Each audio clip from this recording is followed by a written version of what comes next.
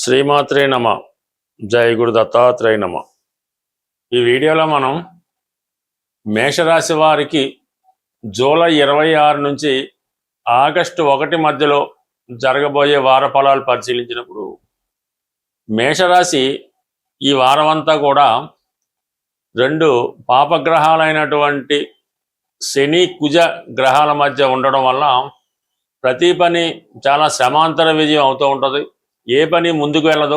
చాలా కార్యక్రమాలు అతి కష్టం మీద పూర్తి అవడం జరుగుతూ ఉంటుంది. అయితే రాష్ట్రాధిపతి కుజుడు ధనస్థానంలో సంచరించడం వల్ల కుటుంబ విషయాల మీద ఎక్కువ శ్రద్ధ తీసుకోవడం జరుగుతుంటుంది. ఆర్థిక పరంగా కుటుంబ అవసరాలకి ఎక్కువ ధన వ్యయం జరుగుతూ ఉంటుంది.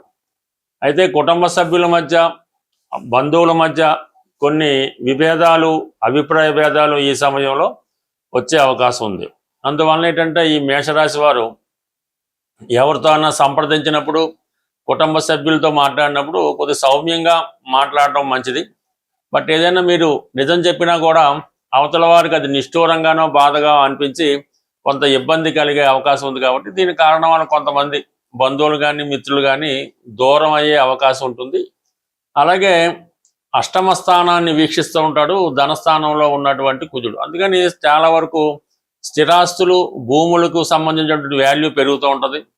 అలాగే చాలా కాలంగా ఆగిపోయినటువంటి ధనం తిరిగి మీ చేతికి రావడం జరుగుతుంటుంది. అంటే ఒక ఆకస్మిక ధనలాభం లాంటిది రావడం జరుగుతుంటుంది.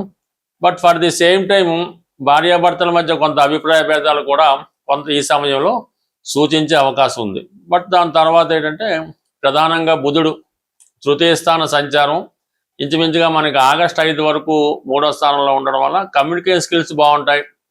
కొన్ని కొత్త వ్యాపార అవకాశాలు కానీ ఉద్యోగ అవకాశాలు కానీ రావడం జరుగుతుంటుంది. అంటే మీతో కలిసి ఏదైనా వ్యాపారం చేద్దామని కానీ మీ అభివృద్ధికి వారు సహాయపడే ఉద్దేశంతో కొంతమంది మిత్రులు కానీ కొంతమంది బంధువులు కానీ మిమ్మల్ని ప్రోత్సహించి మీకు కొన్ని కొత్త అవకాశాలు ఆఫర్లు కూడా ఇవ్వడం జరుగుతుంటుంది. బట్ ఏదైనా మిత్రుల సహకారంతో కొంత ఆదాయాన్ని పెంచుకుంటారు. కొన్ని కొత్త విషయాలు మిత్రులతో కలిసి కొన్ని కొత్త విషయాలు పంచుకోవడం జరుగుతుంటుంది. వాళ్ళ యొక్క సహకారంతో ఏదైనా చిన్న చిన్న ప్రయాణాలు చేయడం కానీ బంధువులతో ఫ్రెండ్స్తో కలిసి ఏదైనా ఫంక్షన్లో కానీ ఒక యాత్ర లాంటిది కానీ ఏదైనా ఒక పుణ్యక్షేత్రాన్ని దర్శించడం కూడా జరిగే అవకాశం ఉన్నది. ఇక ప్రధానంగా ఈ వారంలో అత్యద్భుతంగా వీళ్ళకి కలిసి వచ్చేది చతుర్థ స్థానంలో రవి గురుల కలయిక.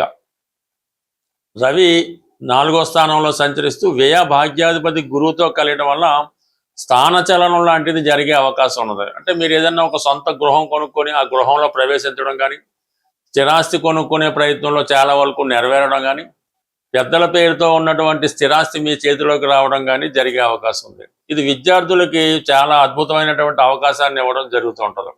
వారు మంచి కాలేజీలో సీట్ రావడం, అలాగే వారు ఏదైనా విదేశ ప్రయత్నం చేస్తున్నా వేరే యూనివర్సిటీలో సీటు కోసం ప్రయత్నం చేస్తున్నా మీ యొక్క ప్రయత్నాలు చాలా వరకు ఫలించే అవకాశం ఉంది. ప్రధానంగా ఉన్నత విద్య ఆశించే విద్యార్థులకి ఇది చాలా అద్భుతమైన ఫలితం రావడం జరుగుతుంటుంది. అలాగే ఉద్యోగపరంగా మీకు మంచి సహకారం ఉద్యోగులకి లభించడం వల్ల వృత్తిలో మరింత అభివృద్ధి మీరు సాధించడం జరుగుతుంటుంది. ఇవన్నీ ఒక ఎత్తు అయితే కేవలం ధనాధిపతి అయినటువంటి శుక్రుడు ఇంచుమించుగా ఈ వారం అంతా కూడా సింహరాశిలో కేతువుతో కలిసి సంచరించడం వల్ల అది మీకు 5వ స్థానం అవడం వల్ల స్పెక్యులేషన్ వల్ల కానీ వేరే ఎవరినైనా నమ్మి మోసపోవడం వల్ల కొంత ధన నష్టం జరిగే అవకాశం ఉంది. బట్ అంతే ఏదన్నా ఈ వారం ఆర్థిక విషయాల్లో చాలా జాగ్రత్తగా ఉండవలసి ఉంటుంది. సమయానికి ధనం రాకపోవడం కానీ లేదంటే కొంత ధనం ఏదన్నా విధంగా మోసపోవడం కానీ ఏదో విధంగా ఏ బెట్టింగో ఆన్లైనో అప్పు ఇవ్వడమో మోసపోవడం అలాంటి ధన నష్టాలు కూడా జరిగే అవకాశం ఉంటుంది. కాబట్టి చాలా జాగ్రత్తగా వ్యవహరించండి. ఈ షేర్ మార్కెట్ స్పెక్యులేషన్లో ఉన్న వాళ్ళు చాలా జాగ్రత్తగా వ్యవహరించవలసి ఉంటుంది. బట్ ఏదైనా మన మేషరాశి వారికి ఈ వారం చాలా వరకు లాభస్థానంలో రాహు వరలంటే కొంత విదేశ మిత్రుల ద్వారా లాభం కలిగే అవకాశం ఉంటుంది. ప్రస్తుతం ఈ గ్రహస్థితి గోచార గ్రహస్థితి ప్రకారం మనకి గురుమౌఢ్యం జరుగుతుంది. దానివల్ల శుభకార్యాలు వాయిదా వేసుకోవాలి, కొత్త వ్యాపారాలు ప్రారంభించకూడదు, కొత్తగా ఇల్లు మారడం కూడా చేయకూడదు. అలాగే ఈ శుక్రుడు కేతువుతో కలిసి ఉండడం వల్ల ఆర్థిక పరంగా రొటేషన్ ఇబ్బంది పడడం, స్త్రీలకు అనారోగ్యం, స్త్రీలతో విరోధం, అంటే ప్రధానంగా ఈ గ్రహాలు రెండు కూడా ప్రస్తుతం ఈ గురువు శుక్రుడు కూడా ఈ కేతువు అలాగే మౌఢ్యం వల్ల మనకి సాధారణంగా మనీ రొటేషన్స్ ఆగిపోయినాయి. శుభకార్యాలు లేకపోవడం వల్ల చాలా ఇబ్బంది పడుతున్నారు. అటువంటి ఇబ్బందుల నుంచి తొలగించుకోవడానికి, జీవితంలో ఎప్పుడూ కూడా ఎటువంటి ఫైనాన్స్ ప్రాబ్లం రాకుండా ఉండాలంటే ఈ వారంలో వస్తున్నటువంటి గురు పౌర్ణిమ, ఈ గురు పౌర్ణిమ రోజు మీకు ఎవరైతే గురువు ఉన్నారో ఆ గురువుని సత్కరించడం, అంటే ఏం లేదు, వాళ్ళకి ఏదైనా మంచి బట్టలు వాళ్ళు కట్టుకొని వాడే బట్టలు లాంటివి కొని కొద్దిగా తాంబూలం దక్షిణతో పాటు వాళ్ళ పాదాలకు నమస్కరించి ఆ గురువుకి మీరు సత్కరించడం వల్ల ఈ గురువు యొక్క ఆశీస్సులు మీకు లభిస్తూ ఉంటాయి.